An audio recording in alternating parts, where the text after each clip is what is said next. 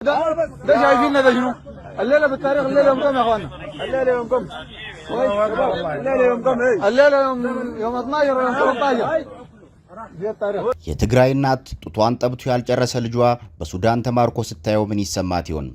ህወሓት ከትግራይ የተለያዩ ቦታዎች ያፈሳቸውን ህፃናትና ወጣቶች ለሱዳን ጦር አሳልፎ በመሸጥ ላይ እንደሚገኝ የሚታወቅ ሲሆን እነዚህ ህፃናት ደግሞ በሱዳን ኩምሩክ በፍጥኖ ደራሽ ኃይል ወይም RSF ተማርከዋል።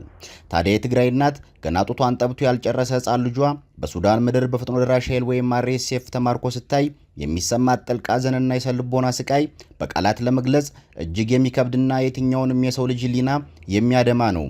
አንዲት እናት ለፍታና ደክማ በፍቅርና በስስት የምታሳድገው ህፃን ልጅ ከቅፏ ተነጥቆ ለከፋ የጦርነት መከራ ሲዳረግ ማየት ከማንኛውም ህይወት ፈተና በላይ የሆነ የልብ ስብራትን ፈጽሞ የማይሽር የሊና ቁስልን ይፈጥርባታል። የዚህ አሰቃቂ ድርጊት አሳዛኙ ገጽታ ደግሞ በህወሓት አመራሮችና በተራው ህዝብ መካከል ያለው የጎላ ልዩነት ነው።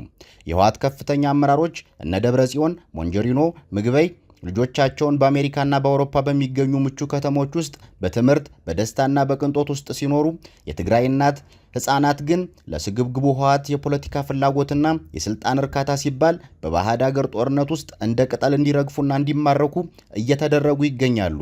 በየትኛውም የዓለም ክፍልና ሁኔታ ውስጥ ህፃናት ከጦርነት ከፖለቲካዊ ግጭቶችና ከማንኛውም አይነት ጥቃት ተጠብቀው በሰላም በፍቅር በወላጆቻቸው እቅፍ ውስጥ የማደግ ሙሉ ተፈጥሯዊና ህጋዊ መብት አላቸው። ነገር ግን ህወሓት ለግል ጥቅሙና ለስልጣኑ ሲል የህፃናትን መብት ሙሉ በሙሉ በመርገጥ የትግራይን ትውልድ በባዕድ ምድር ላይ ለማስጨረስ ላይ ይገኛል።